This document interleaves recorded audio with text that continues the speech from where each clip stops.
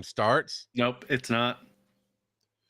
And I just want everybody to know 2 minutes late because, there's a penalty on the field. People were saying, why aren't you live? Like, now I'm a diva. Now I'll be there when I want to be there. I'm Axl Rose.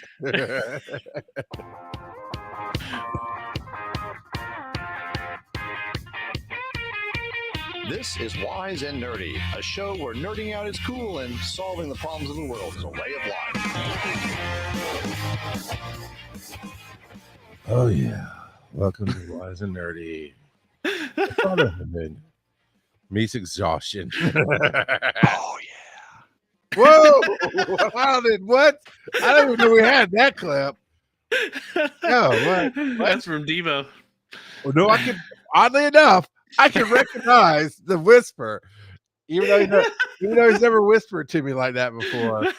There was just something that inherently was Devo to that. It's going to be a weird night, everybody, because I've done some transports back to back yesterday and today, and it came rolling in at about 7:30 tonight. And yeah, and Joe is just high on life. And have you had that Mountain Dew trolley mash up yet? The Mountain Dew? No. Okay, I didn't know there was one. You know what trolley is? Yeah, the gummies. Gummy worms, yeah. Well, in this case, they put worms on the can. I'm sure they make all kind of gummies, right? And I want to say there's a sour one, which I'm not going to try. I may be mistaken on that, but I'm not going to try if there's one.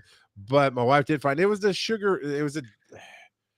Mountain Dew Zero, maybe, which is okay. But I said I'd like to taste it with sugar in it. But it's their fruit punch trolley flavor. Zero sugar cherry lemon trolley. That's it. But I would like it. That sounds good with sugar, because zero sugar is okay. I mean, it's tasty, but it's not like, oh wow,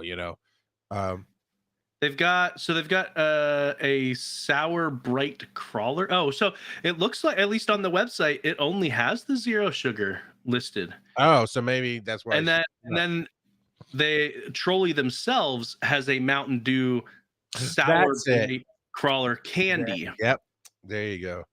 Hey, I am back at it though. Tonight is Scotch, whatever day you're listening to this podcast. Okay, I don't care if it's 9 a.m. It's Scotch time, baby. It's Scotch clock. That's it. Scotch clock. This one is a Rossville Union 7-year rye, 112 proof, and I poured it into the Glenfiddich glass that I have, and I sniffed it, and I was like, oh my god, that smells burny. And Joe just started laughing, and I brought up Mountain Dew because I'm wondering how much he's had today, because he feels dewy, if you will. That's a shirt we should make. Feeling dewy. Feeling with an apostrophe, dewy. Yeah. All right, just don't give it to any of the Malcolm in the Middle fans, because that will land you in court. Charles, we lost Charles. What did you do? Joe broke it. It just what literally happened? Froze you, kicked us both off. It said you joined instantly, and then we're both trying to put each other back on the screen. Oh no, I was still on. Not on my side. You took me nope. off. Yeah, you took me I did not take you off. On my side, everybody got kicked off. There was a brick freaking wall. Joe, what's the question of the week? I think you did that to mess with me, but I don't know because I'm exhausted. Oh, man. All right. So the question of the week is, if you could take a vacation in any fictional setting, where would you go? Oh, I looked at the forward question of the week thinking it was tonight, so I was thinking about that question. Oh my lord, the forward one's good. It is. All right, so you go, or you play. I mean, there's a lot of really great places to vacation, but I was thinking, like, where could you go and then bring something? Like, you got to get a souvenir while you're visiting, right? And so what could you bring back that's going to be just awesome? If you say Lord of the Rings and you're going to bring that ring back, I am done, man. Come on. Don't be predictable, Joe. I don't want that ring. No. But if I go to like Faerûn That would be awesome. And for those who are like, Is that not in the Middle What's East? Faerûn? No. Some people are going to be like, oh yeah, I know exactly what that is. It's the world of where Baldur's Gate is Oh, Faerûn. gotcha. So it's a D&D world. And so there you could get all kinds of magic items while you're there and whatnot. It'd be awesome. And as long as you don't get eaten by a manticore or something, it'd be great. Little caveat, little. I mean, come on, live a little, Joe. It's vacation. I mean, What gets eaten in Faerûn gets pooped out in Faerûn. Okay. what if I came back with like an alchemy jug? That'd be awesome. And Charles is like, what's an alchemy jug? And it's a pretty basic magic item, but it lets you once a day just produce. Well, it depends on what you choose. It's got a bunch of different things that it could produce. You could get 2 gallons of mayonnaise from it a day. I'm not sure why you'd want to, but you could. Be a lot of fun. But if I wanted to actually help humanity, I think the best thing I could get is maybe. But I mean, I could get a decanter of endless water, and if I don't want to help humanity, I could just bottle water, and it's a decanter of endless water. I have endless water. You could bottle it. It'd be great. Sell it. Super cheap. Or I could help me for my leak issues where I had to pay a lot of money to the county. I don't appreciate real life coming in. Look, Joe. It's not my fault that your house decided it wanted some mud wrestling, so it tried to facilitate that for you in your front yard. Okay? That would have been easier, but we're not going to get sidetracked on that. We're not going to sidetrack on that. So I looked it up, and it is based in the real world, but I'm going to give my fantasy thing to it. I want to go to South Korea, but yeah, that is based in the real world. You are spot on. Yeah.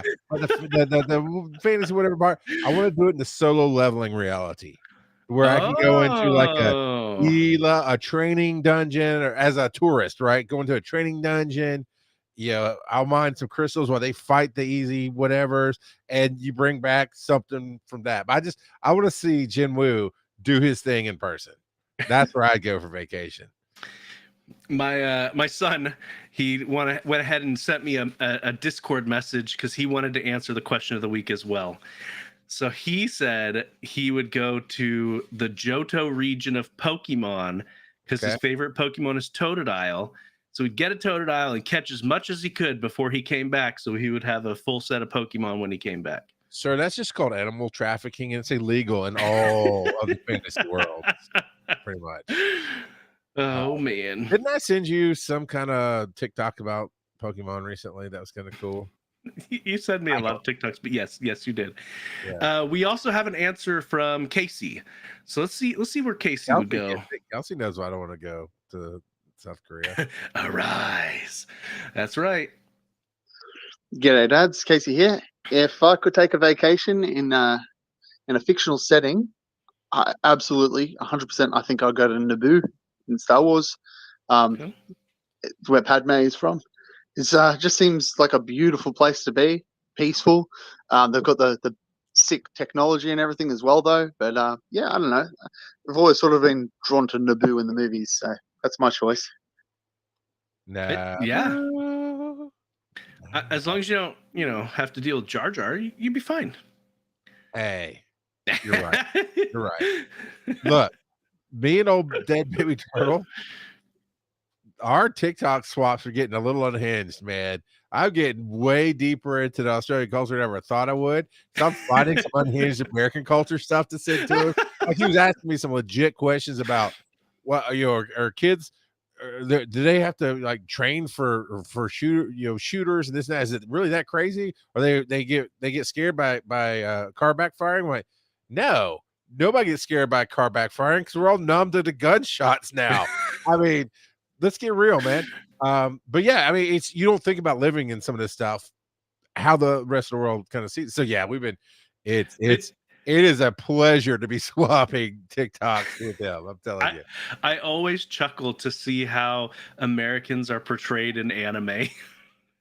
because they are always so over the top. I want to know how to get Australian TV because they have some fantastic talk shows and game shows. They have one of the best, or at least had. I'm not. I think the team maybe broke up. They have one of the best morning shows I've ever seen clips from there. But even with the VPN, I found it difficult to watch. I want to see, I want to see them do an Australian show where they portray some American culture just to see, their vibe on it. We do that all the time, right? We portray other cultures all the time. Yeah, my brother used to watch this Japanese game show that was similar to Wipeout. Yeah, MXC. Maybe. Yes, because they that took a sounds real familiar. game show and then voiced over with comedians. Yeah. Gailadouche, yeah. Yeah, yes. I've watched every episode of that. I've only seen a few episodes, and it's when I was staying at him visiting and whatnot. But yeah, they were pretty funny. In America, it came on the Guide channel, whatever they call that. I can't remember now, but it was very much when G4 went away, because it was Tech TV, then it was G4, then it became this Guide channel. Okay. Yeah, they were trying to do the bro thing, and anyway, that show is phenomenal.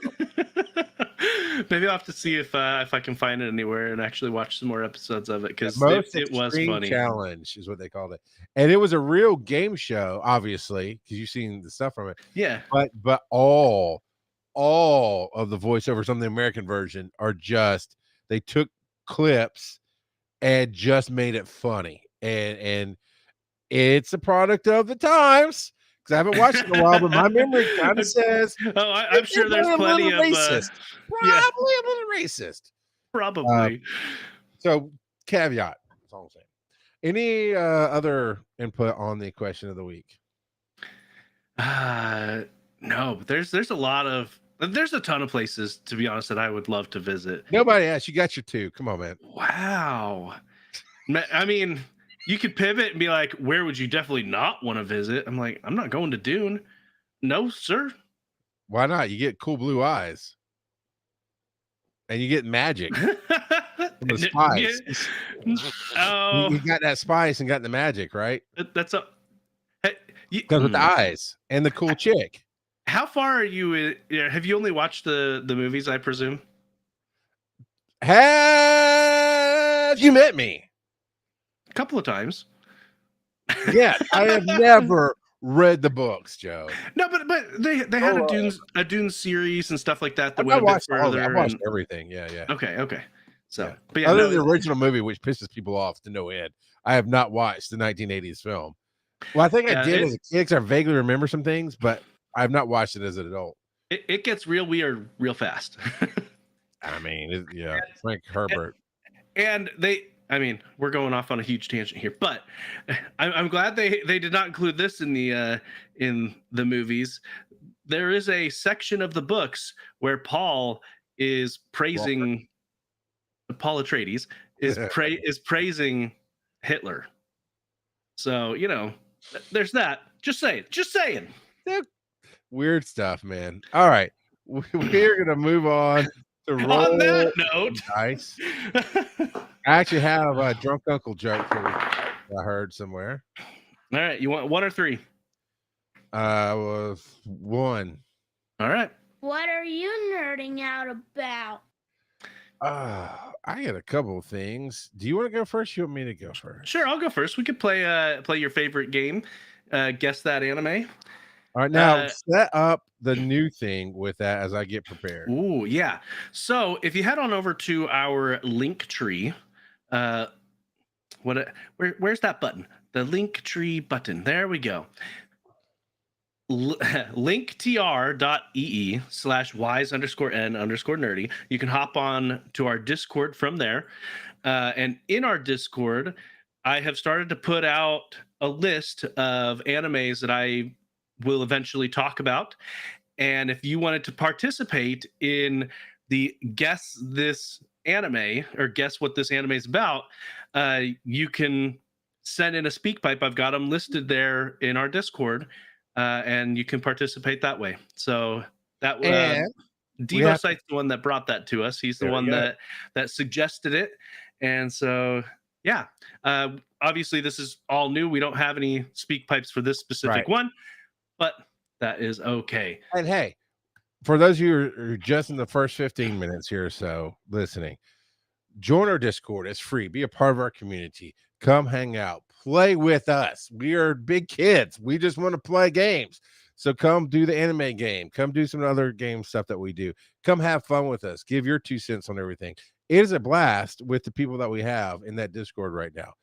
Secondly, if you really love what we do, go over to patreon.com/wise_n_nerdy and go and pledge whatever you can pledge. I think it's set to monthly now. So we'd really love for you to do $5,000 a month. That would be fantastic. Keep in mind, we have to split it. We have to pay taxes. So it's really not going to pay our bills. But, whatever you could do would be awesome. Yeah. Bezos, Elon, what some of you guys can that's just pocket change. Toss us your money. I don't believe that Devo even has a real job because he's always in his shed working. He's always doing stuff for us. He's always making stuff for his wife, doing camp stuff with his kid. He's witness protection Steve Jobs. Yeah, I think he could spot us 20 grand a month. It's easy. Did you see another brief tangent? Did you see the post that I put in Wise in the Discord about Devo? Nah, I don't think so. So we've been watching the Jurassic Park and Jurassic World movies with our boys, and we're watching Jurassic World Dominion, and the CEO from that movie looks kind of like Steve Jobs ish, and my son goes, that's Devo Sight. That looks exactly like Devo Sight. It's yeah, the conversations that happen in the Discord. Join it. Have fun with us. Crazy stuff. All right. So, may I ask for one final thing as the anime? It is. It is indeed. According to the most trustworthy of sources on the internet, is that anime? Oh yeah, that's the one where a polite necromancer politely asks death itself for a refund because their skeleton army unionized for better dental coverage. It's basically Downton Abbey meets Full Metal Alchemist, but more crying over teacups and fewer functioning doors because everyone keeps dramatically kicking them open. The ending, legendary. The main character literally asks for one final thing, and it's just Wi-Fi in the afterlife. Critics called it emotionally devastating, and also technically a tech support call. I'd watch it. I would watch it too. I need ChatGPT to make my animes because all these wrong answers come up with something we would watch. Oh my god. Okay, so that's my take on it. What is your take on it? Okay, so this anime is about this noble girl who grows up, and she has a very, very strong sense of justice. Couple that with the fact that she just likes to punch people. And so as a kid, she starts getting a reputation of beating up people. And so her father tells her, look, you can't be doing this. We need to, teach you proper etiquette. And so she kind of hides it for a long time, and she gets engaged to the prince. Okay. And they're engaged as kids. And when this starts, they're probably 17-ish. Maybe 18. Anyway, they're older teenagers, and it starts off with the prince calling off their engagement. He said, look, I'm done. I'm in love with this other woman now. She said you've been a bully to her. And so she says the thing, may I ask for one final thing? And she's like, can I punch this two-faced? And so she winds up. I'm sorry, you broke up there. You were laughing. What did she say? Can I punch this two-faced? Joe, what kind of animes is Kelsey watching these days? But like she straps on fingerless leather gloves before you put on gloves, sir. You don't carry on. she put on Thank you. fingerless You're leather really, gloves. with those beeps, man. You're really getting wild here. and she decks the new love interest of and just beats her to the ground, and then she proceeds to beat up everyone at the party. Everyone. Okay. Only the first couple of episodes are out. They released the first 2 episodes back to back, but the premise is just so hilarious. I was just cackling up the whole time. What's gonna carry on? So do we expect her just to keep beating people up for the entirety of the series, or So I don't hate it. The prince's older brother has kind of recruited her to deal with corrupt noblemen. So they are going to weed out the corruption in the kingdom with her, I guess, just run around beating people up. What was the one that was a magic school, but the kid didn't have magic, so he had to get really, really strong to fake it? Mashal. I need to check that one out because I also need to check out One Punch Man. The Mashal is on Netflix. Kelsey and I watched it together a couple months back, and she loved it. It's basically Harry Potter, like a spoof on Harry Potter, but he's a musclehead and doesn't have magic. Yeah, I remember you telling me about it. It keeps coming up in my brain, and actually, I could see the M in my brain, and my brain said Mashal. I'm like, no, that's not right, and then it was right. So yeah, it's basically if One Punch Man went to Hogwarts. Yeah, it's basically what that is. So, man, I miss the anime hotline. I used to send you a few of those where it's the bald guy sitting there, anime help hotline, and he's like, yeah, I'm looking for an anime that has a lot of fan service. Yeah, you gotta narrow that down. I mean, basically, it's somebody describing in really crazy vague terms, and then he narrows it down to, oh yeah, you want a Demon Slayer, or whatever. And then once he says that, sometimes you figure it out, but once he says it, like, oh wow, that actually all makes sense. It's fun skits. I don't know if he does them anymore. See, that makes me think of there's this black guy that does skits, Tauntaun or whatever. Where he's describing, what's this show, the movie about and he describes it, and he's getting everyone to think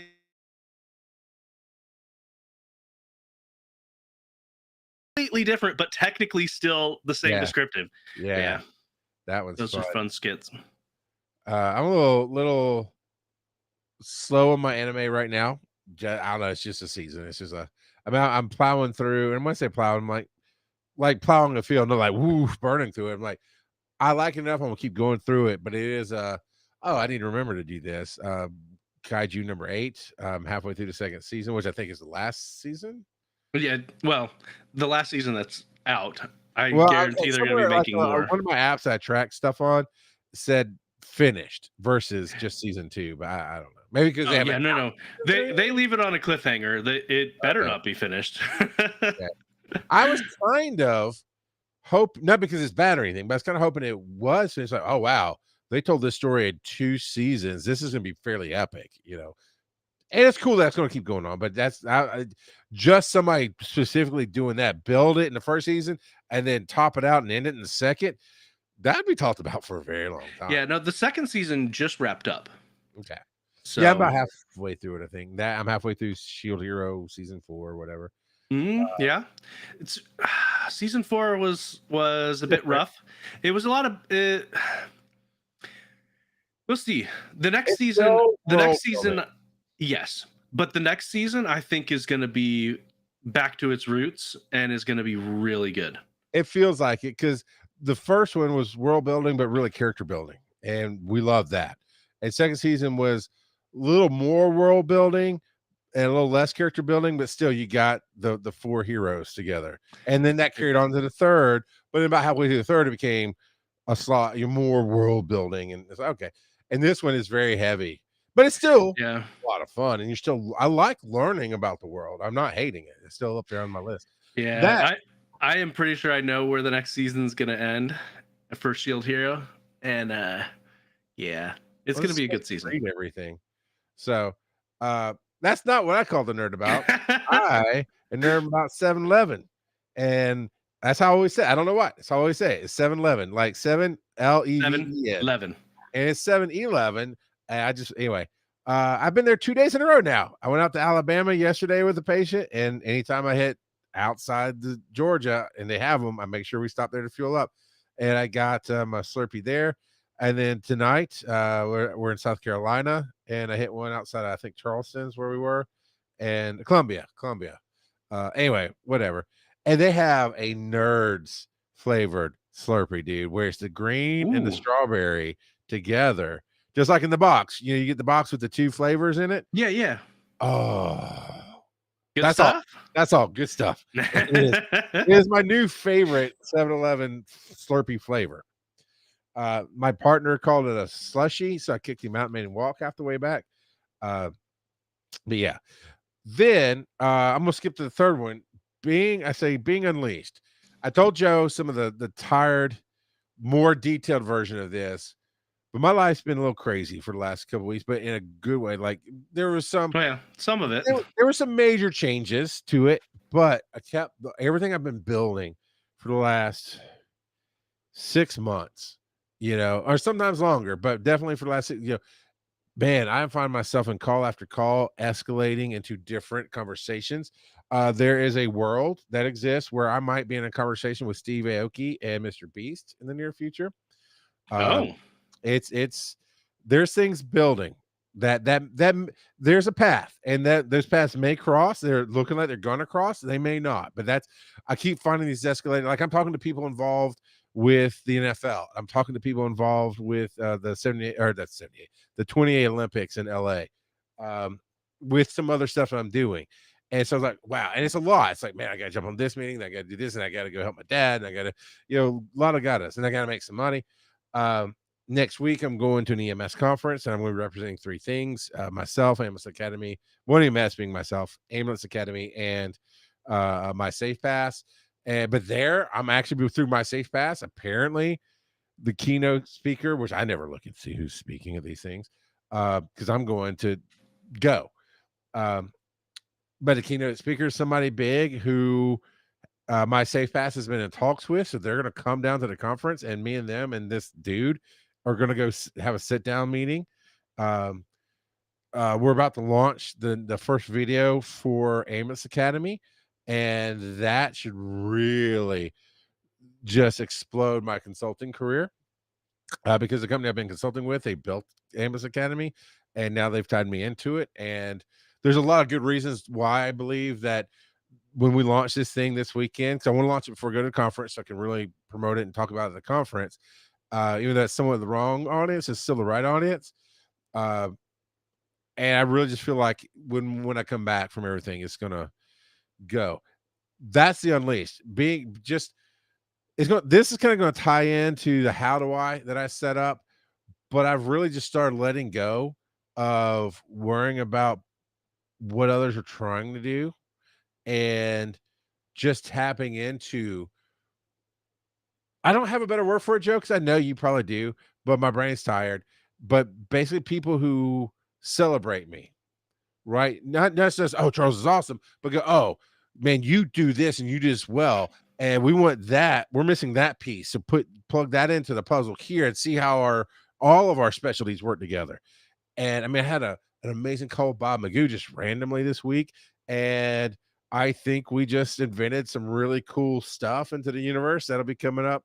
For fingers crossed. I mean, we just spoke it, but there's some legitimate ways we can open these doors that and you're part of that Joe, that you don't know about yet, but we do some amazingly cool. I mean, just this life of the creator, where it's like, what's the next project? And our bills are covered, everything's flowing, and I get to tap into doing the things I love. But it also means, to the chagrin of Kelsey and Joe and my wife and others, that I'm going back to being a little more unhinged, Charles, which means I just say the stuff that comes to my brain because I think it's funny. And sometimes there's a very pointed jokes or some very cross the line. Like you got to know your audience kind of phrases, okay? And I do know my audience, but I said something the other day. Oh, long story long. My mother passed away. We all knew it's going. We've talked about on the show. Her is a visitation and a celebration tomorrow afternoon. My son's girlfriend can't come. She has to work. Fully acceptable, fully understandable. But being who we are, we give grief. And Aaron's like, what? And she's been all silly. What doesn't she know? The family is important. Just being all funny, right? And Oakland's laughing. I was like, well, that means she owes us once when her mom dies. Nope. We ain't going there. We're like, whoa. Like, hey, but you're still laughing because I'll still be there for her. But come on, that was funny. So just so you know, Unleashed Charles is a little bit unhinged Charles as well. But I'm loving it. I'm loving it. Now, the third one is, and this does involve Joe, and Joe does come out and watch this show sometimes. I don't know if you listen to podcasts, but Wise and Nerdy. So Be Awesome Together this week. The recording is live on YouTube and Twitch. Should have it there. Should be the only video on Twitch right now because I just turned on Keep Videos over there. We did the how to build your hook for what you're creating. And Tyra really wanted to do Wise and Nerdy. And over about 30 minutes of work on that show, I texted it to Joe, so I'm pulling it up. We have a new hook for this show. And I think it really, and I know you gave a like on the text or whatever. I want your actual thoughts and feedback on this. But we went through this process. Tyra starts asking, and she's so good at this. Why do you do what you do? And as you're saying things, she's hearing little things, writes down words, and pulls you in and asks you more. And she asked me to talk about why I think Joe does Wise and Nerdy. And I found myself as I'm talking about why I truly believe you do it. Like from my point of view, what I see in you, what you're doing, as I was saying that stuff, I realized, well, that's really, I'm somehow using you to put into words why I do it, even though I do believe that's why you do it. And it just lined up. And here's the hook. And I'm so excited about this. The next con that we're doing is Conjuration. It's the last con of the year for most of us in this circuit.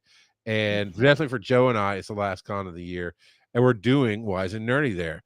And I got them to change the description. So it'll be the first time the description hits the public. So I'm very curious to see how it brings people in to that show. Because we know at Conjuration, we do okay. We have 5 to 8 people.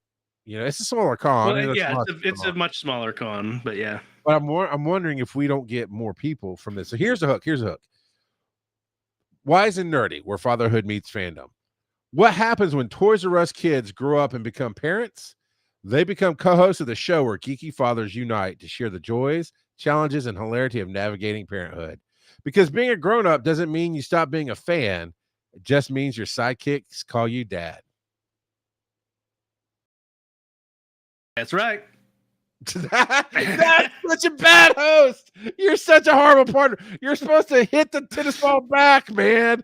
Not just sit there with the tennis maker. Got it. So.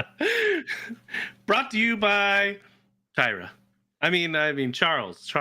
We worked on. No, Tyra was very influential, as was Chad.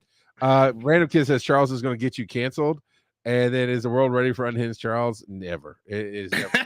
I've been unhinged once before. It was not ready then. It's not ready now. But no, seriously, as we went through it, the big thing, Venture was there watching, and basically everybody watching. And Tyra, when we read the line, because we chat GPT helped us a little bit. We put in our magic, which I came up with the Toys R Us line, and about we're Toys R Us kids who just grew up is what I said. And Tyra refined that into what happens when they grow up to become parents, they become hosts.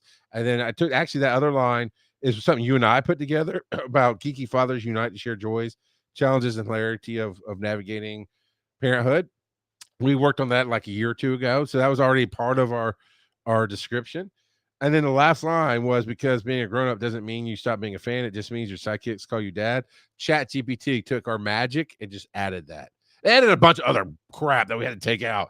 But we got that one line. So, Joe, I actually want to know what Kelsey thinks, but I will. She's on the delay. She's on the delay. She'll type it in. How does that hit you? What do you think? I like it, especially that last line. To be honest, I really like that last line.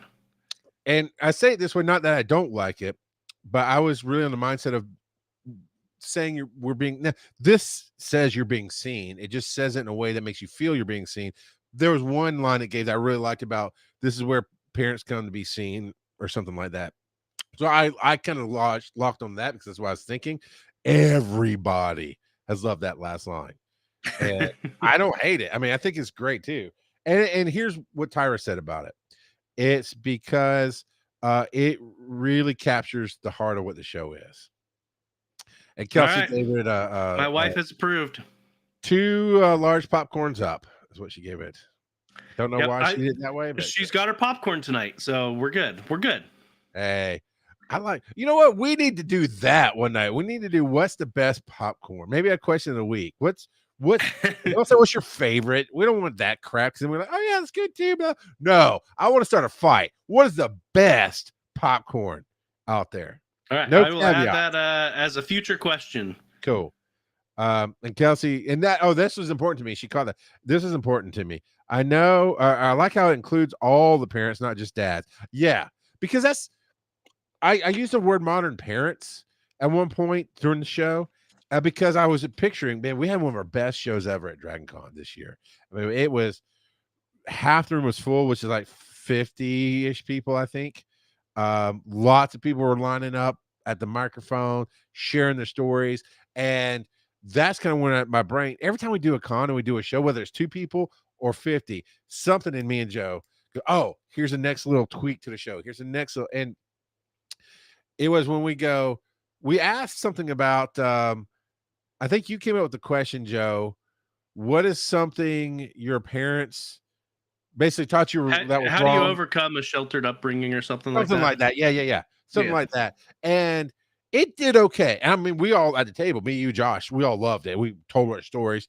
But I'm finding, and I think you would agree, that in the live shows and even in the recorded shows with the chat, we don't get a ton of playback with the chat, not as much as we'd like. With the phone calls and everything else, I'm like, well, it's probably because we're phrasing. We're telling stories. They're loving the stories. They're listening to the stories. So in that moment, I went, all right, I now want to hear what unhinged, because there's something about what you would do differently for your kid or whatever. And so I flipped the question since people only gave 1 or 2 little responses and said, okay, I want to hear what unhinged parenting thing you went through, and boom, we got that line. You told a crazy story, and Josh told a crazy story, and the line it was that. I was like, okay, this is what I'm looking for. And here's how Joe works. If he really wants something, he tells me to get in line. He does it anyway, right? We already know that. That's right. But he will say, "Oh, I really want to do this," or we had to talk about something else earlier tonight that he was thinking about. And otherwise, I have found over the years of working with Joe, I come up with 1,000 ideas, and I'm throwing them out, and I'm throwing out. And most of the time, if he doesn't like it, which is honestly some rare, you go, no, or you'll say why it doesn't fit or something else, and that's rare. If you really want to do it, you'll jump on. The rest of the 999, 98 ideas are somewhere in the middle. Yeah, do whatever you want. It's fine. I don't have extreme reactions to things, like even like gift giving. No, you don't have mediocre reaction. You don't have reactions. Let me tell you how many times I've asked for a business idea, like, hey, should we send the money to this? It's always okay. Yeah. So that's not a reaction. That's just his reaction to the hook, which was, yep, that's it. That's about all you ever get. So the whole point is, I talk a lot, very passionate, very excited, but I know that Joe is feeling it. Like he's having fun. He's riding along. And so I just kind of go with my guts on things. And, but that's what I was envisioning, that line of people who just wanted to share their story and have the audience laughing, us bounce back with them. And I think that hook kind of grabs that. Yeah, it does. And now we need somebody to do a parody of Hook by Blues Traveler so we can play it at the end of each show, how the hook brings you back. All right, but that's my nerding out. So I know it's all over the place, but I'm all over the place right now, but in a very chaotic, neutral kind of way. On that note, let's roll some dice and I'll read it. Random Kid says, going with your gut works well until you get explosive diarrhea. Let me tell you something. Everybody makes fun of Taco Bell, but legitimately, the day my mom passed away, I ended up staying with my dad that night, and the only thing I could think of to go eat was Taco Bell. I went and got me some bean burritos. It was awesome. What'd you roll? Rolled a 2 and a 3. All right, you pick. All right. Daddy, tell me a story. That's our boy. Yeah, it is. All right. Daddy, tell me a story about plasma donations. And I've done this too. I have got zero character stories to tell. Zero. Like everybody's just kind of there. Nobody does anything crazy. So I'm very curious. You said there were characters, plural. Oh yeah. Oh yeah. I've got a bunch of different stories. One that involves me and not just as a witness. There was one time when they were unhooking me. So for those that are unfamiliar, when you do plasma, they stick the needle in you and it's a whole process. It takes, like 45 minutes where they're drawing the blood out. They spin it through the centrifuge, siphon off the plasma and return your red blood cells. So that, takes some time. And so when they go to unhook you, they hand you some gauze, you cover up the puncture spot and they pull it out. Violation. Yeah. So there was this one time, one of the top dudes that works there, like one of the senior managers or whatever, he comes over to unhook me, but he's super distracted. He doesn't hand me gauze. Oh no. So he unhooks me and just blood. And so it's all over the place. He's like, oh crap. He grabs some gauze, gets it on there, and then he's got me holding it. Then he goes and gets Clorox wipes and he's wiping everything and whatnot. And so the next time I go, he's the one that unhooks me again, and I'm like, hey, Patrick, can I ask you for a favor? Yes, Joseph. And he's like, he looks at me kind of funny. He's like, yeah, sure. Like, can you use gauze this time? he just laughs. Oh man. Now everybody's with me on picturing Patrick Starr as we back here hooking up Joe, not hooking him. Oh, he's such a pretty red, Joseph.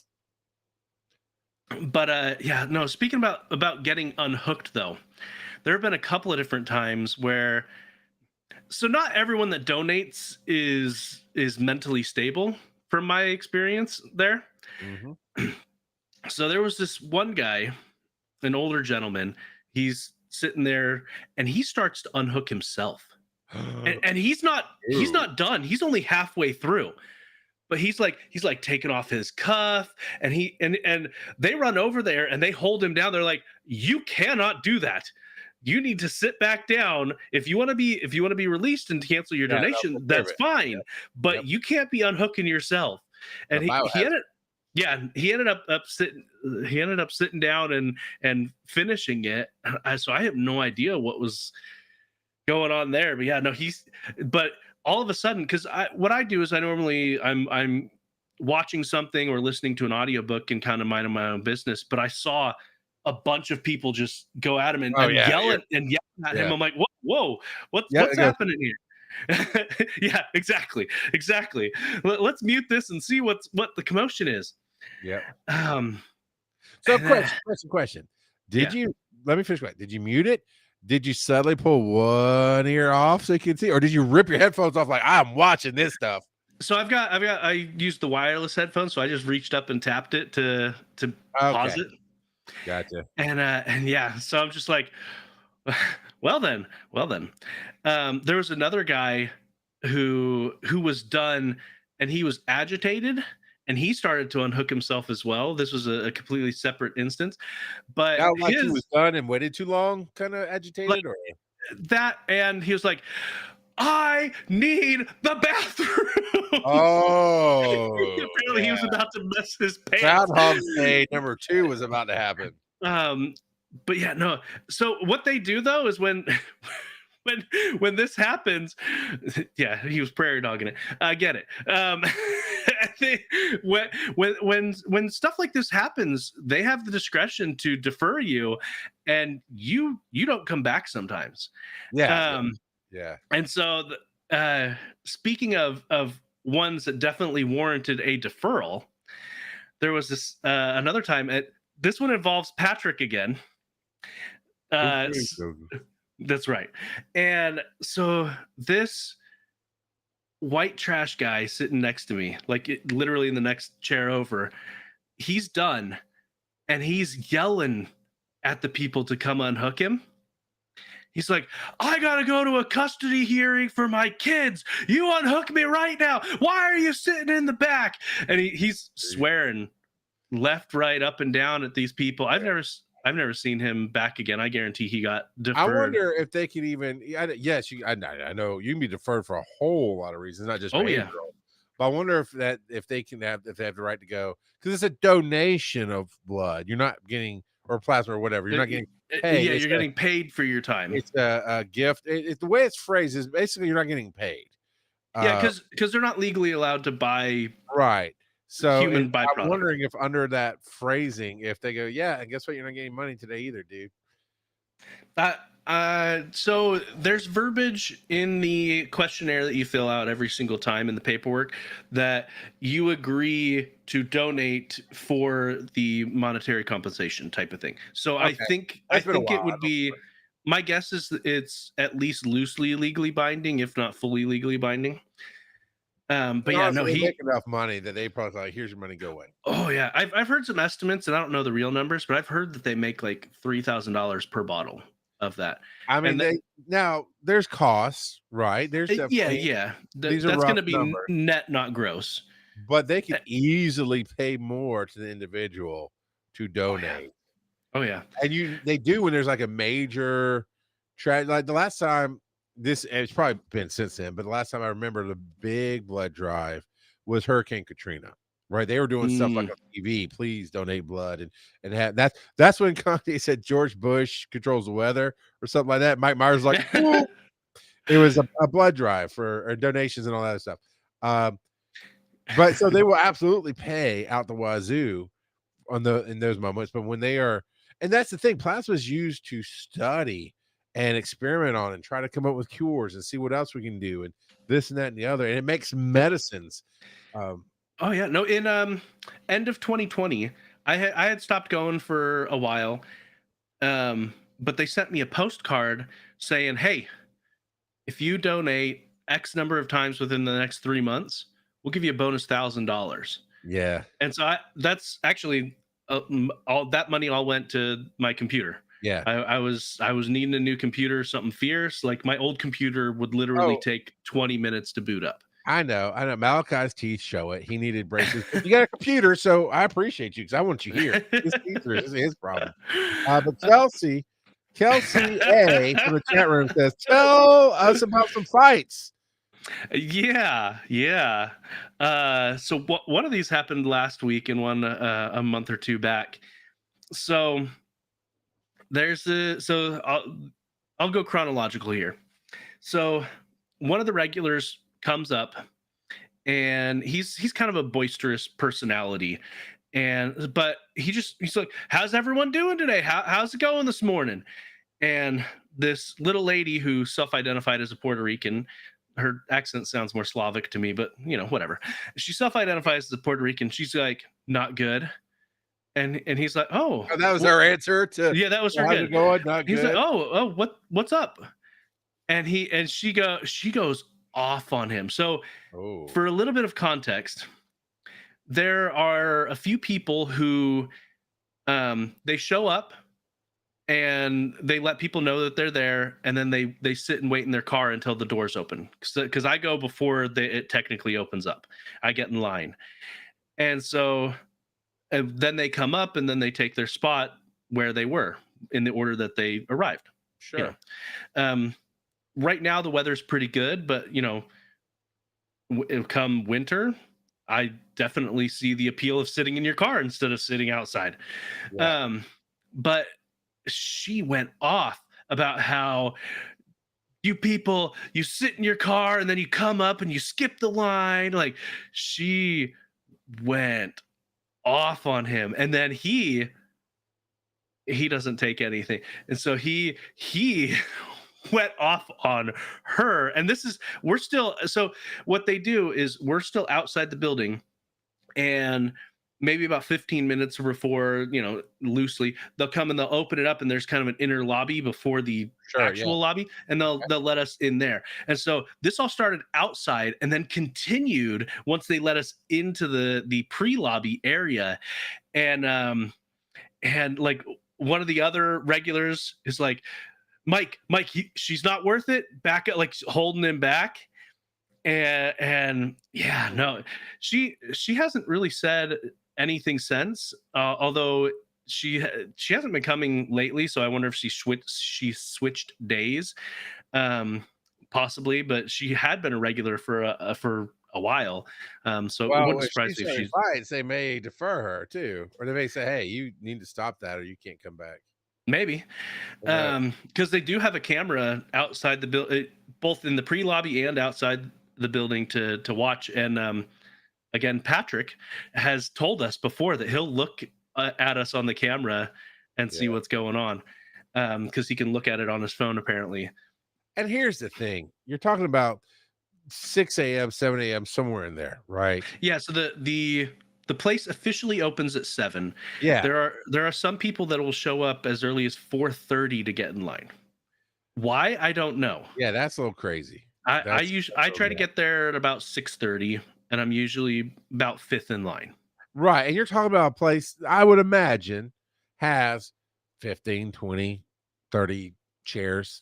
It has about 20 chairs. Yeah. So if you're in the first 20, you're just moving right along. And then it starts to slow down because you have to rotate people in and out. Yeah. And that's where it'll start to get backed up. And I get it. I get why they let first timers walk in. I don't like it either, because it's like, I made my appointment, I'm here, but they're trying to get people hooked, right? They're probably trying to get them to come through. Sure, well, and this place doesn't actually do appointments. It's all walk-ins walk-in. and who first come, first serve. Now, which actually can move a little bit better, I would imagine. Yeah, but if you are a new donor, they will let you skip the line, because you got to do the physical, and so you're going to spend more time than the normal people anyway. So yeah, they bring you up to the front of the line and have you hop in. But yeah, so that one ended. So this next one involves, so the boisterous guy, we call him Big Mike. Little Mike was the one trying to hold Big Mike back during that encounter. This next story involves Little Mike. So again, someone offended that people are sitting in their cars, and he's yelling and causing a kerfuffle, as it were. But so much so that when they let us into the front lobby, he actually goes in before they're officially open, which is a big no-no. You don't do that. So he goes in to complain about these people sitting in their cars, and Little Mike followed him in there. Oh, okay. Somebody else. Gotcha. Yeah. Big Mike wasn't there this day. So Little Mike follows him in there, and I'm just sitting in the lobby like, not my circus, not my monkeys. Yep. And so they come back out, and Patrick's like, look, if you're not physically in line, you're not in line. No more sitting in cars. So he was like, oh, okay. We're like, I guess that's how it is. But they still continued fighting even after that declaration. So much so that Little Mike, he's probably mid 60s, I'd guess. Little Mike. And he, they're arguing back and forth. And Little Mike goes, if you take another step closer to me, one of us is not leaving here today. Like, I'm like, oh, you were telling Big Mike to back off. But it's so funny hearing Little Mike retell this story to Big Mike. Yeah. So he retold the story on Monday to Little Mike, and he was like, I just about died. So he was fronting, but yeah, no, he Little Mike was like, yeah, no, he basically just fully admitted that he couldn't back up his words in an actual That's funny. stuff Now, like that. to that first fight with Big Mike, and they're like, "That's not worth it." Now, I wouldn't really do this because I don't stir this kind of chaos. But sitting here on a show, the chaos I'd want to stir because I like to get in and out. So I want to be first in line. Are you gonna take that from her? Are you gonna let this little lady talk to you like that? I wouldn't do that. Well, And then tell her, like, you gonna let this man patronize you? I'd whoop his ass. What are you So- doing? Let them both get hauled off. Now I'm first in line. so little Mike, he actually explained another day why he was holding him back because he was again retelling the story to other people. Apparently, because I was listening and kind of paying attention, but he said that she kept reaching into her jacket almost as, and he was worried that she had a gun or something, and so he was worried that she was going to just start popping off. So yeah, but got to be careful. Gotta be careful, man. But yeah, there's a bunch of characters at Plasma And early in the morning. Tell everybody, because it's lower in one session, higher in another session. So tell me the two different price points that they're fighting over. Yeah, so it depends on weight. I am larger, so I'm in the largest bracket because depending on how much you weigh determines how much you can donate. Interesting, because that's not how ours are. So okay, cool. Well, that's how it is at this one. And so the first donation is $45. The second donation in a week is $80. So you can get up to $125 a week at. And so presumably, our if she's location. smaller, she's getting paid less. Yeah, she donates less because you can see on the machine. Yeah. And I assume it's milliliters, but there's a number on there. And yes, she donates less than I do. Interesting. So she's fighting over $25 or $35. Yeah, this is insane. And in my area, it's a flat 45 for one session, 90 for the other. Period. And sometimes I'll bump it up bonuses to get people if people stop coming. But yeah. Well, and usually, like for the first 8 donations ish, it depends on where you go to. They have some bonuses baked in as well. Yeah. I've heard people try to game the system by rotating which donation center they go to pick up on the returning donor bonuses. I would assume that I did assume that there was a national database because I know there's a Georgia database. So if I try that, it'll flag immediately. Go, no, he was just tracked and registered for donating 2 days ago at this other place. What I've heard people say, and it was mostly Big Mike saying this, is that if you wait 2 weeks before switching to a new location, then they don't really care. Okay, yeah, it's supposed to be. It's supposed. Well, the app. I think it's supposed to have be you gone anywhere in the 8 last weeks. 6 months? Whatever. Oh, okay. 3 months, 6 months, something like that. It's a big time frame. Like, have you done? So but as we know, you can only do 2 per week, so that kind of makes sense. Like if they are just kind of burning people through, like whatever. As long as you haven't done it in 2 weeks, it's fine. Well, and there might be the official rules, and there might be the right. I don't care. Give us your stuff because it's going to make us money. Yeah. So, but interesting stories, man. Yeah, and there are a fair number of risks. In college, one of the first times I donated, I ended up with a bruise the size of my hand, like the span of my hand, for a couple of months. It took to clear up because they had infiltrated the vein. Yep. And you're gonna get me off on tangents. We need to roll some dice. I got so bad. One of the first places I went, they did that. It wasn't bad. It wasn't like the size of his bruise, but it was bruised a little bit. And I went back a couple days later to donate, and like, yeah, you can't donate. You got bruised. Like, yeah. I went, you did this to me. you did this to me. And this arm is good. So what? They let me donate that day, but then they made me wait after that. I was like, yeah. Apparently, one of the nurses told me that because I kept getting bruises, and she told me that on their notes, they were like, oh, do we need to defer him? And so she had talked to me about all the different things that I was trying to prevent bruises. And so she put in the note, maybe the phlebotomist needs more training. Thank you. Good deal. One of mine was phlebotomist. The other one was they did the bandage too tight 2 times in a row. After like the second or maybe even the third time, there was little crease bruises where my elbow bends. And they didn't at first they're questioning me about that. It's like, you see the lines in that? Go get some gauze. I'll show you what makes that real quick. What are we talking about here? I haven't done it. Yeah. Well, All right, and what do we roll? if I feel like it's gonna bruise, at least my place has little ice packs that you can request, and they'll put that between two layers of gauze when they wrap you up if you request it. Gotcha. And so sometimes I'll request that. But yeah. So we rolled Bad dad joke. number 6, bad dad jokes.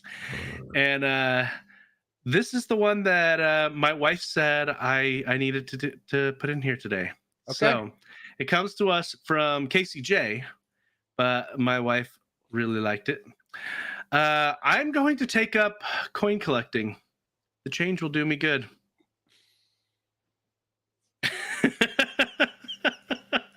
Casey, but it's a little funnier if I can hear it in your accent, but it's okay. It's okay. I'm Maybe calling whatever Australian DFAX is. I'm going to call them. maybe this one No, will get you better. Okay. it won't. It's from Casey as well. It says, I just read a very long article about Japanese sword fighting. Let No. me summarize it for you. That's not even a bad dad. That's just, All right, here's a joke, Uncle joke. You ready? Okay. Are you sure? No. Okay. What's the difference between my mother and Paul Walker? Uh-oh. What? Paul made it to 100. Oh, no!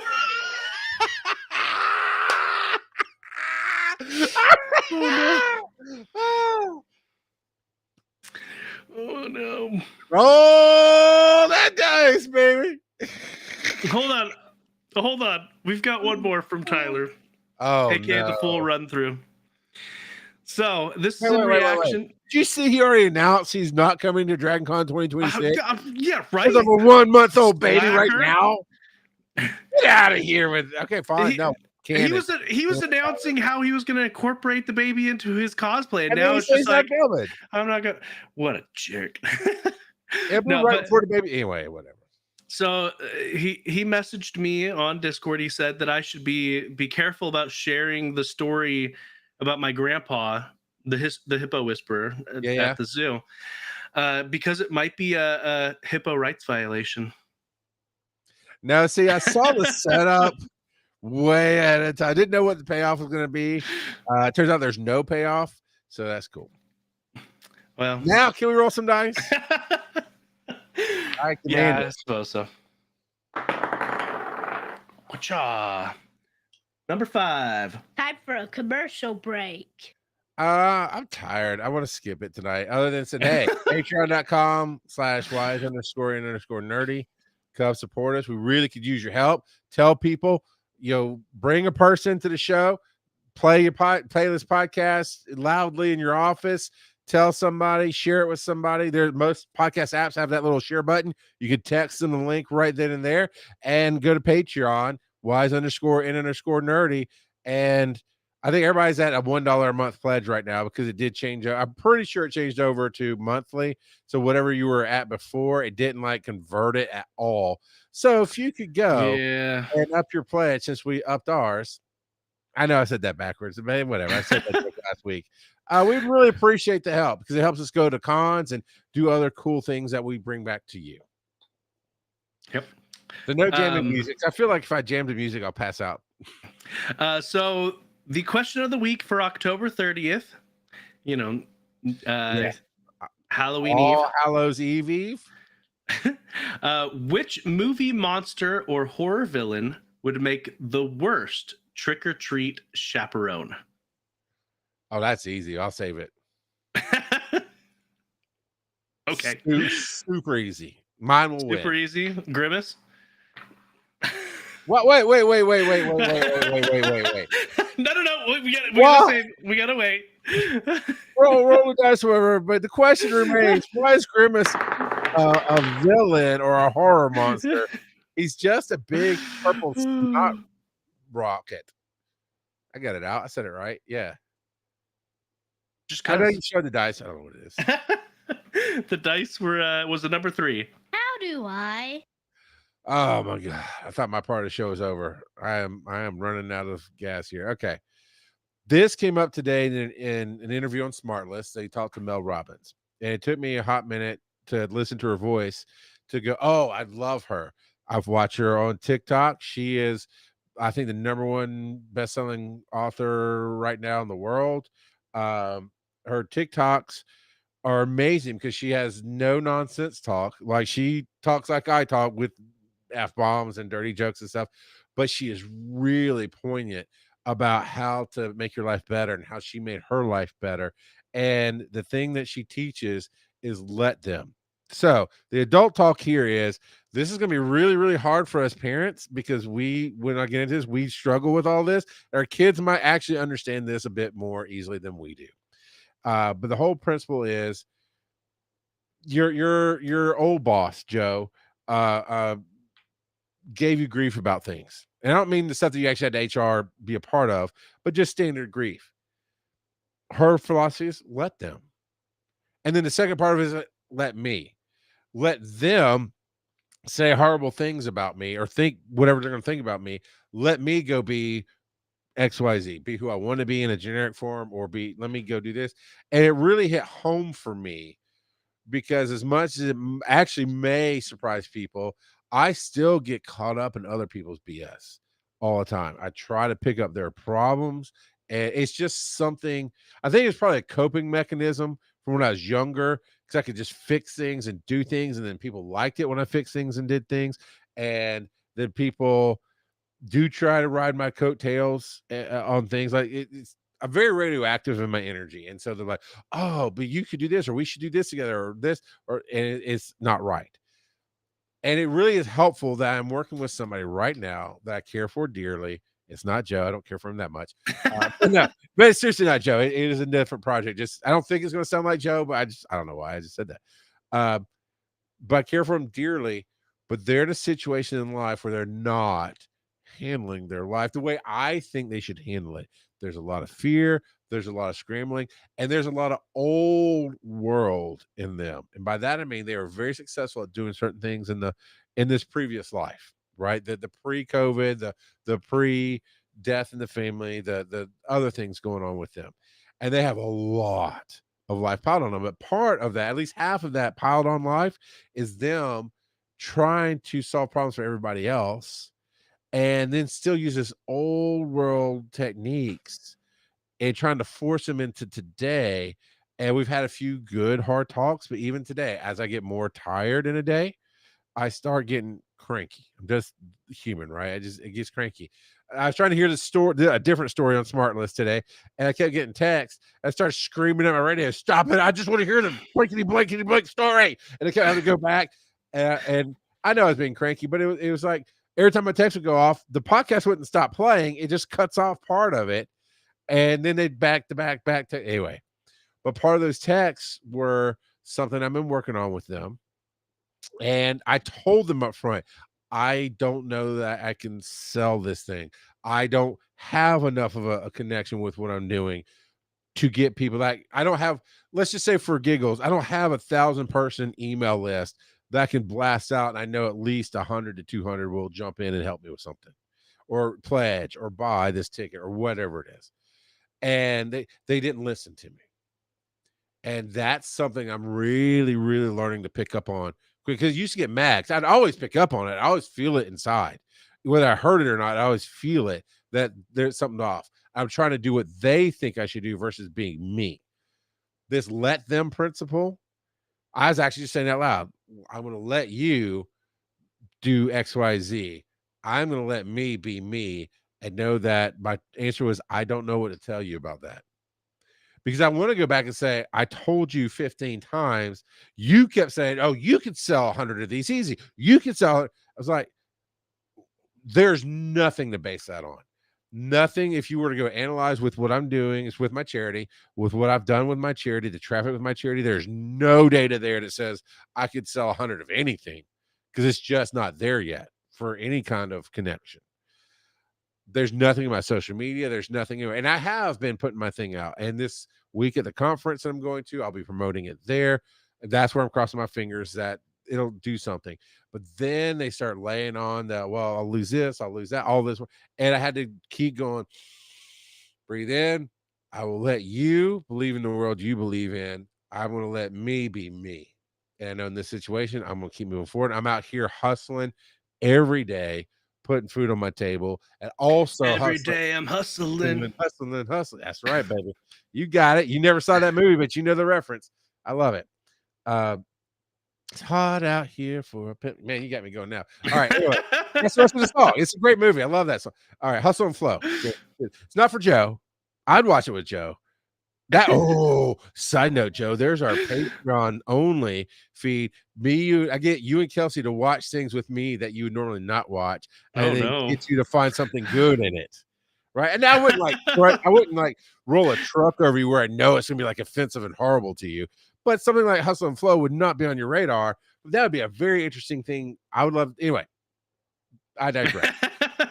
So, Joe, that's the how do I learn to let them do them and let me be me. I've seen it in you. Like you get frustrated at times with other things, but you do work through it. We all do. When my wife gets stressed out, I tend to take that on. And lately I haven't been, which is very helpful around the house when I'm just like, okay, whatever. And I just keep moving on. There's not a laissez-faire. It's not a, we don't care. It's on SmartList, they did bring it back to like reading comments and how some people, actors, creatives, all of us that do stuff out in the public, we can get caught up in the good comments and sometimes get a little too fluffy in our heads about, oh, we're really great. Or we can lose ourselves in the negative comments because people are just out there ripping you apart. And she's like, just let them say the horrible thing. I'm not saying don't go block them and don't delete, but just let them and let you accept that you love what you do.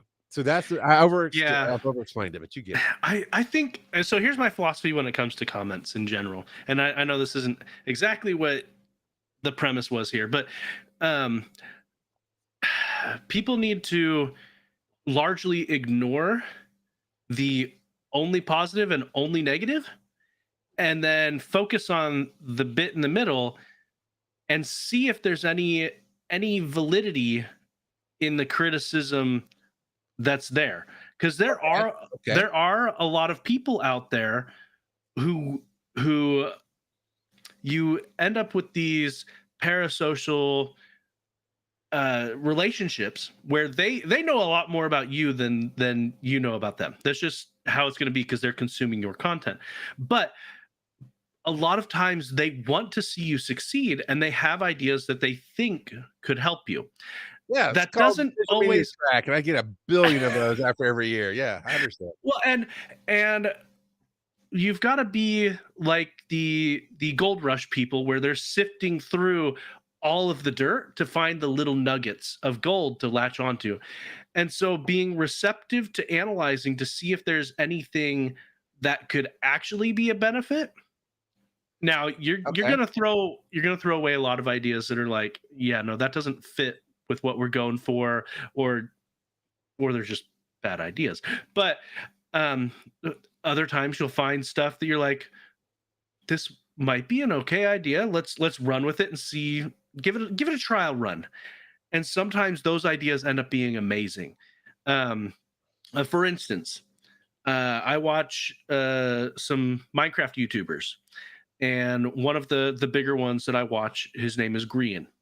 Got millions of followers, got a lot of views, and he started a series several years back where it's now called the Life Series, is what they call it, because all of them, like Last Life, Next Life, way off on tangent. I know. I'm sorry. That started off as just an idea, and he told everyone that he was asking to be involved. He was like, this may flop. We may not continue this. It may not be anything, but we're going to try it out and see if it sticks. And at this point, they're like 9 seasons deep into this possible idea that they just tried. And so you never know when that idea is going to be what sticks. Okay, so that is definitely, and that's, I think we have a much bigger conversation about that, but that's definitely off track of what this is. Let's Yes. come back to Dragon Con.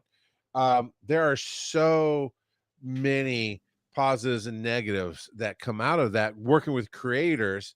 And we'll get away from the comments. I was going to say, I haven't worked with creators. How would you advise somebody to let them and give us an air? But I'm going to bring it back to you and me. I frustrated the crap out of you on load in day on that Thursday, right? But so in that moment, going back to it, how would you, instead of getting frustrated, instead of going through the time it took to burn through it, and then we talked about it later, and then we got on board, how would you instead get to a let Charles do whatever and let me figure out how I'm gonna be happy, or whatever the positive would be? The positive there is we know things to discuss and workshop before we're going to load in.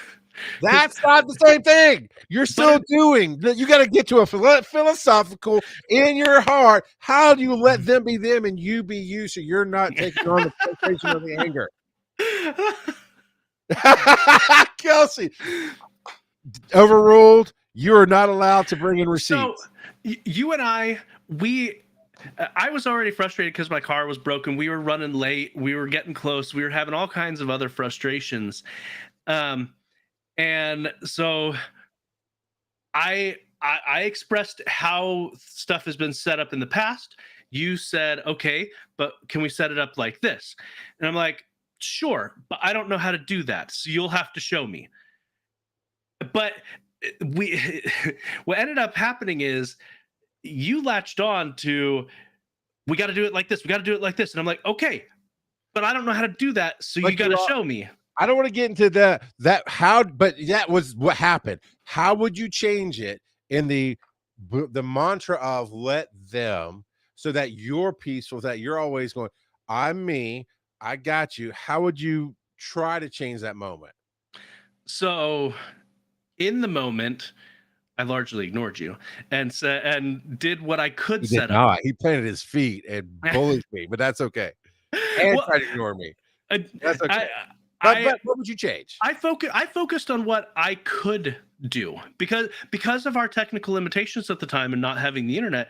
Regardless of what you were trying to say we should do, we couldn't actually attempt to do it. And so I was focusing on the stuff. Well, yes, you did. The next day, but that's not in the point. Other room. The point is, see, everybody. That's why I said us as adults, we have a hard time working with this concept. So, but I focused on what I could do. Okay. In the moment, I focused on what I could do, and said, okay, what will be, we'll make it work.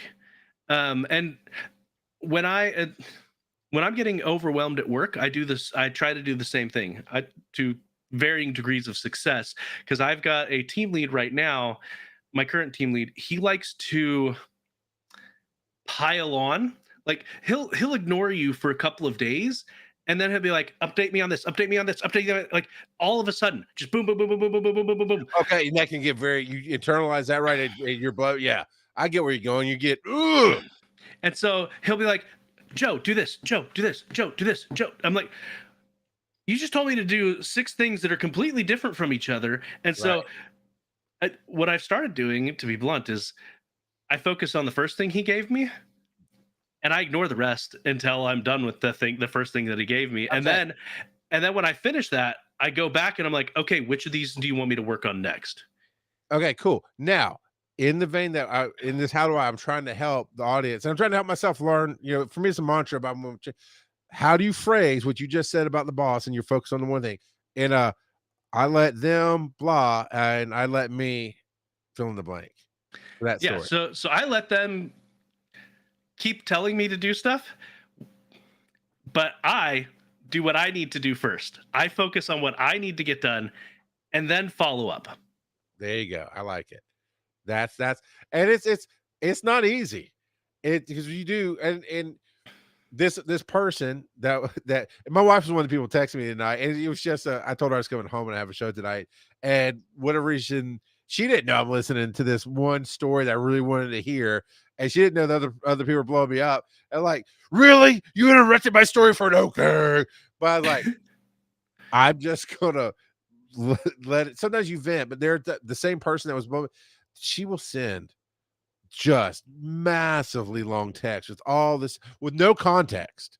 No, this is why I'm sending it. Here's a thought process. Here's what, and so I let them send whatever they want, get it out of their brain, and I let me go.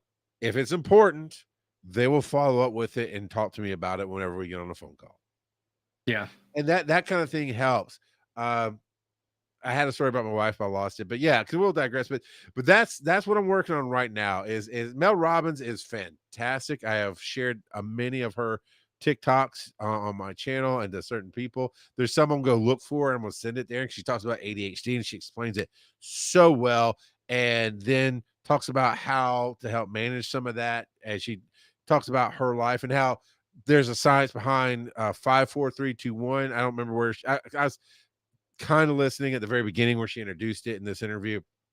So I didn't hear where she got it from, but there's a science behind it. But she was a little bit of why I would go listen to her, and you can make your own choices on listening to her or not, or reading her book or whatever. Is that somehow she's $800,000 in debt, and just massive problems in the house, this and that and other, and depressed, and didn't want to get out of bed in the morning.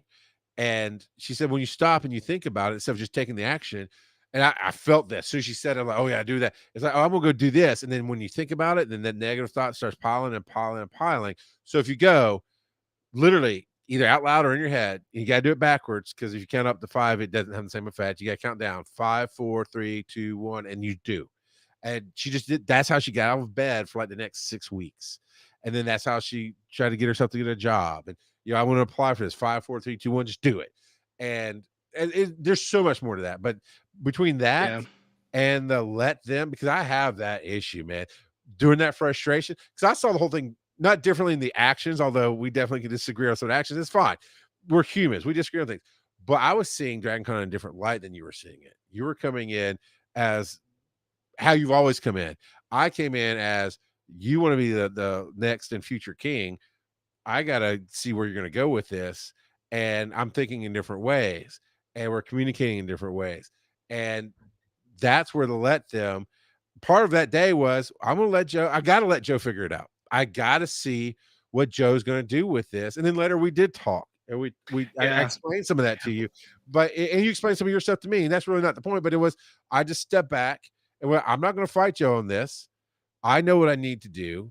And I know I need to let Joe figure out what he needs to do. And you did. And we barely until tonight, we barely talk about that moment publicly. We've talked about all the great things that did happen.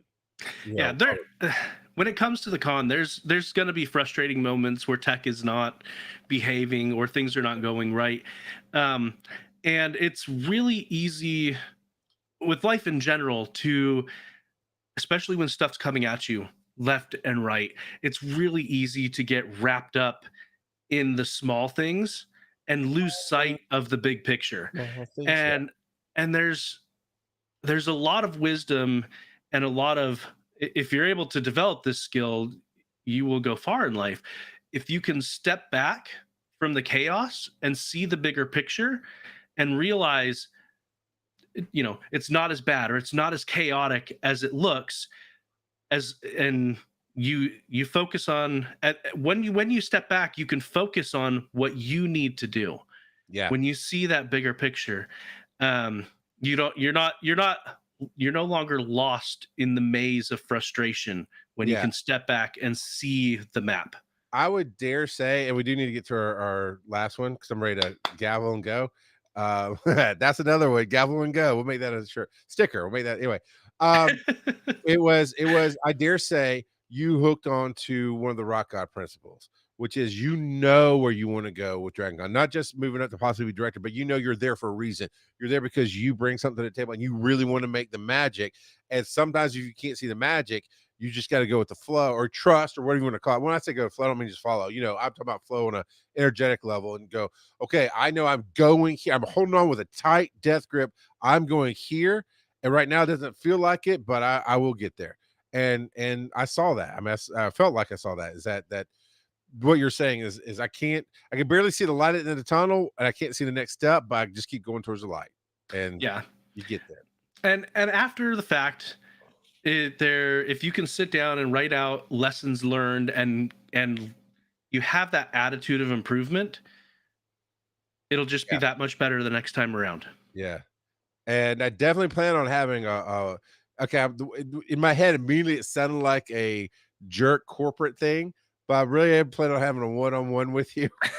And then me, you, Tyra, and Kaz having a small pre-planning meeting for next year. And we still have to do the volunteer wrap-up and all that jazz. But anyway, all right.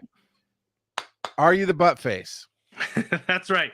The Parliament of Papas. So this comes to us from the Am I the Buttface subreddit, and the subredditor by the name of Successful Peanut 6132. Am I the buttface for refusing to have my sister-in-law's service dog at my wedding? All right. On the surface, it seems like the immediate answer is yes. But we're gonna listen, but we are gonna judge. That's it. With prejudice. Oh, we're not impartial at all. That's what I was trying to say. Yeah. All right, read it to me, Daddy. Yeah, I mean, it's a dog, so you got to be nice to dogs. If it was a cat, that'd be a whole different story.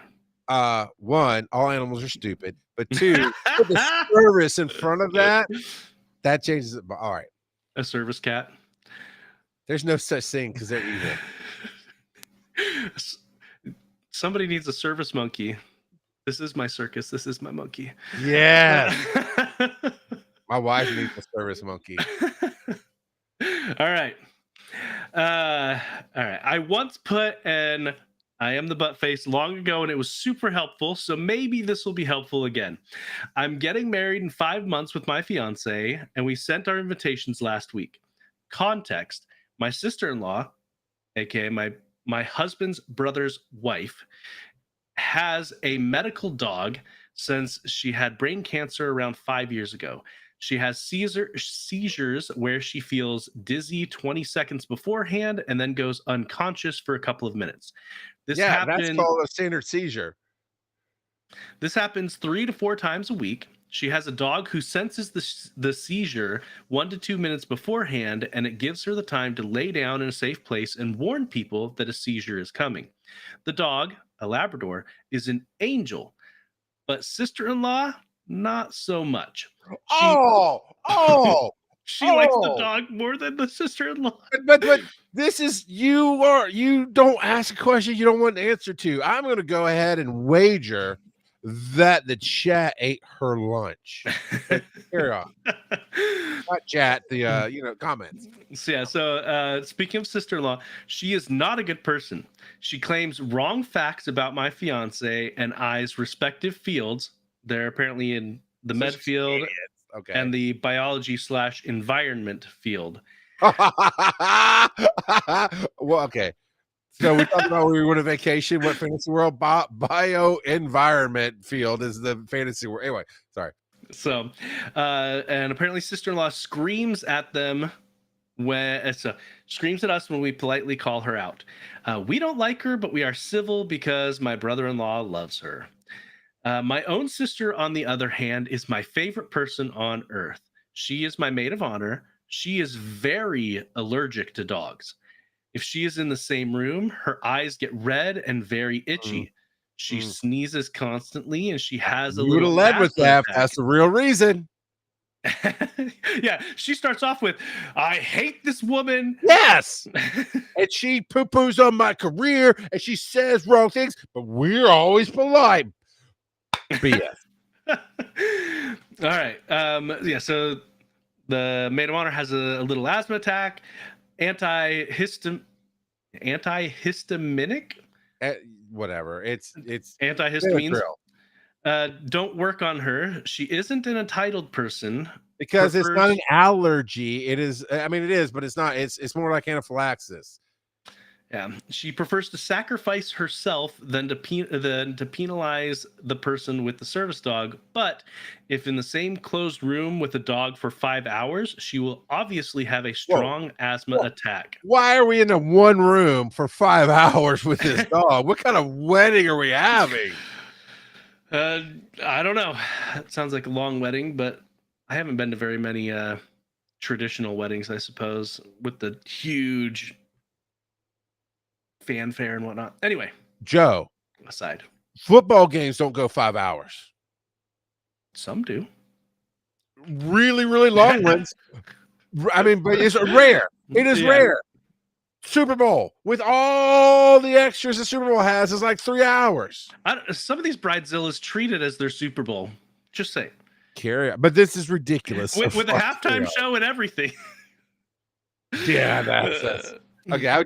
Side note, I'd absolutely go to an Indian wedding. I want to ride an elephant in. That's all I'm saying. All right. All right. Me and my fiance want my maid of honor to be comfortable in our wedding, and it's shallow, but I want her to feel pretty in the pictures and not have swollen red eyes. And we want our sister-in-law to be safe, but we thought that with her husband always around, she will have someone to lean on. Okay, so keeping the dog at home, but she has the husband to be there in case she has a seizure. We have. I'm ready to roll. Come on. I'm ready to roll on this. We're only halfway through this. Oh my God, it's more. We even proposed to bring a +1 to be there for her at all instances. That's her husband. Well, apparently another +1. So now she's got a +2. Okay. And the venue is a 50-person's room, so it's not possible to have them separated enough, and no backyard wedding in the winter. Okay, so they can't keep the dog away from the maid of honor because it's too small of a venue, and it's the middle of winter, so they can't be outdoors. Got it. We wanted to announce those propositions face-to-face, but sister-in-law canceled our lunch together last minute, and the invites needed to be sent. So we wrote her on Messenger all our points and propositions, and we thought, dummy. You're just trying to start fights. Not even a phone call. Wrote it out on Messenger. And we thought it was a good idea because it gave her the time to think and not feel pressured to answer our invites at the immediate moment compared to a phone call or face-to-face. I'm out of scotch anymore. So she called me and screamed that I was ableist and an a-hole for suggesting to remove her from her medical help, and that I want her to create a scene at our wedding and get a concussion from falling. Brother-in-law just said, what she says goes, and we don't. Wow. I mean, it's her husband. He's got to side with her. No. But I'm not saying he doesn't side with her. But saying what she says goes is BS. And we don't know what he thinks. Mother-in-law. That's your brother's wedding, dummy. Come on. Yep. Mother-in-law is furious and started to say she won't come to the wedding if sister-in-law can't bring her dog. Yeah, because you handle it like a. I know I'm biased because I obviously prefer my sister, and because I myself have food allergies and believe allergies should be accommodated in my wedding. What should I do? Am Seizures, Trump, allergies. That's not even the point. It's not even a point. Sorry. All right. So that's where we're at. I find in the case of the butt face versus the butt face, they're all butt faces. Number one, you told us everything we need to know in those first few sentences. You hate her. You want to go after her. This is not about your sister. This is not about your sister's allergies. This is about, can I mess with finding a reason? 100%. Because are you the butt face when you put service dog? Yes. However, seizures by themselves do not kill people. Okay. There are other complications, there are other things to it. Seizures is a thing that you can manage throughout life. And until the modern training medicine of the last, I don't know the years, some would say decade, maybe 2 decades, We haven't had service animals that could just figure it out. So guess what? People have had seizures throughout history, and more medicine has helped. By all means, I think a service dog is great. It is not medically necessary. It is very, very helpful and very good because yes, you could just have it. 20 seconds is not a lot of time to figure it out. It's called the haze. Sometimes they smell smells, taste metal in their mouth, like they have pennies in their mouth, the auras, just different things to say it's coming on. 20 seconds is not a long time. Yes, when you fall, if you hit your head, well, one, if you fall and just start seizing, it will cause a scene. Yes. Two, if you there's definitely things that can harm you in this situation. Yep. However, you don't have to have your dog there. Number one, your husband can't do it. Yeah, well, not only that, but she could also mitigate her risk by sitting whenever possible, and when not, having her husband, being right there, holding, being a support. So there are definitely ways to mitigate it without the dog. So much, yeah. So that could be a way. Allergies, right? It's not so severe. I went a little far. I said it's a psychophylaxis. It's not, because it's just red puffy eyes and this. There was going to be some things I could have said, hey, could you try a mask? Because sometimes that's all you need. Could you try there's shots you can get that help booster this thing if you really want to be there and this family and all this other stuff. Well, could you try these things? But wait. It's not even the point. I gotta get all this out, then you can take over and wrap up the show. The fact of the matter is you hate this girl because she could be as crazy as saying the earth is flat and screaming at you about that, all the way up to, no, I disagree with your beliefs on global warming, and you go nuts because global warming is science, but you're going to tell us the story that you're polite. One, I don't believe you. If you don't, anybody who tells a story, you can bank on this, people. Take this to heart. If somebody's telling you a story, listen closely. If they did nothing wrong in the story, they are not the bad guy everybody else is, it's a lie.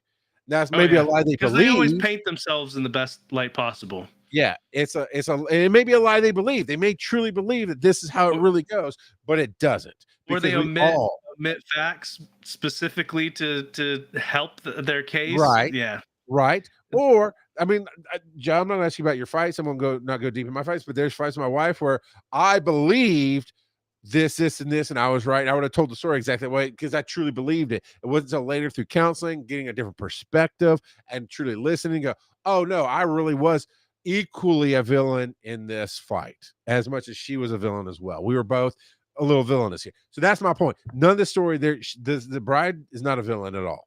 Right. But you led with how much you hate her, you gave problems. She's a problem. Oh, my sister's out. One, unless it becomes anaphylaxis, nobody dies from red eyes and puffy cheeks. You don't. It sucks, but you don't.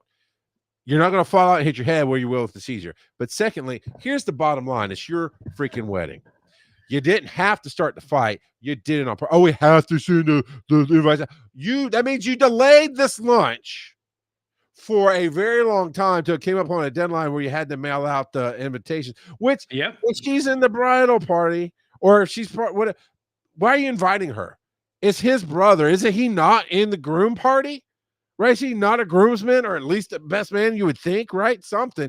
Why are we sending them invitations? Number two, you send it on Facebook Messenger, you freaking boomer. What is wrong with you? Nobody uses Facebook Messenger for anything good. Look at the messages me and Phil sent. It's all just links to shows. It's nothing else. But it is, you could say, it's my sister. She's in the bridal party. The dog's going to bother her. It's just like anybody saying, Joe, we don't want kids at our wedding. Cool. It is your wedding. And I watch two wedding influencers on TikTok. They just tell stories and reenact skits from the stuff that they've dealt with. And one I've kind of fallen off on because they've just made up soap opera type storylines. But this other one does some of that, but they also build it off of real things that's happened. And my line with all of it is, I don't care if it's my mom. I don't care if it's your mom. This is actually what I told Aaron. This wedding's about us. It's what we want. If everybody wants to tell us they hate us, we'll go do what we want. We don't care. And that's where it's saying. So ultimately, you can do what you want at the wedding. You can have your sister there. This is not about your sister. This is about how much you hate the sister-in-law and maybe even the brother-in-law, because whatever she says goes. Who says that, Joe? In all honesty, would you ever, not in a random moment, but as a blanket statement. Would you ever say that about Kelsey? I wouldn't say whatever. Anytime Exactly. anytime I you don't when think you she said that about you either. And No, she no, should, no. or shouldn't. It should be a talk, a discussion. It shouldn't be. Well, I mean, there are definitely some situations, but yeah, Yeah. for him to say that, We'll just everybody is a butt face.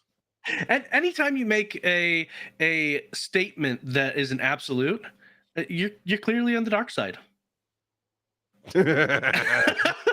That was such a bad dad reference. It was Oh, okay. but yeah, no, I think her not wanting the dog there is a valid thing. But Yeah. the way she went about it and her whole Yes. attitude about it just screams that she was finding a reason to not have her there. And it does sound like they're doing it at like a house or some kind of thing. Yeah, Let's say because backyard 50 versus people's outside. pretty Yeah. small. I mean, Yeah. we can fit more than 50 people in the small Galleria rooms at Dragon Con. I mean, 50 would be a lot of people at your house, especially if you're going to do like a wedding in the living room, right? So whatever, it's a small, blah, blah. But so 5 hours would be the ceremony and the reception, presumably. But she wasn't clear on that. But yeah, it is just stand on the line saying, this is what I want and this is why I want. Because remember, we've talked about this in the past. No is a complete sentence. Yep. I understand. I fully validate that you need a service dog, but because that dog does interfere with my sister, and she is in the wedding, and she's my sister, and she's my maid of honor, I believe it was. Yeah, she's important to me, important to the thing. While you're as important, let's just be real, you don't rank next to my blood. So if you would like to come, we'd love to have you. You just gotta leave the dog at home. And there might still be on it, but that's a fair statement. The rest of it was just stupid. Well, and I'd like to comment something you said earlier. When you're getting married, your spouse needs to come before any of your other family. Yeah. Yep. Period. And if you don't have that attitude, if your family is still being prioritized, like your normal family is being prioritized over your spouse, I worry about the longevity of your relationship, to be blunt. You need to be prioritizing your spouse. Period. But And he wasn't mentioned really anywhere in it, other than it's the brother. No, not really. She does say that so me and my fiance want my maid of honor to be comfortable in the wedding. That's basically So basically the fiance, being the brother of the problem stuff, picked fiance. So he did what you said. He made his future spouse the most important thing. And it's what I mean, we don't know all the rest of the details, but yeah, I'm with you. So hopefully you can get along with your in-laws and not be outlaws, but who cares? That's that. And that's the show, people. Oh, there's a button, I think. Somewhere. There's a button. I gabbled it and it worked. Follow these nerdy dads on social media. Charles at Rock God of Podcasting, Joe at Joseph_Ard. Check out the website, wiseandnerdy.com. And as always, they may not be your father, but they'll always be your daddy. You got my cheese whiz, boy.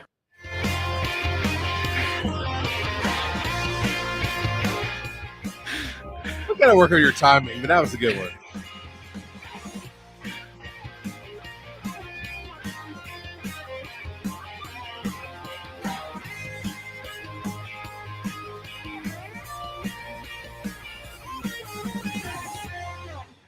Just shut up and let them.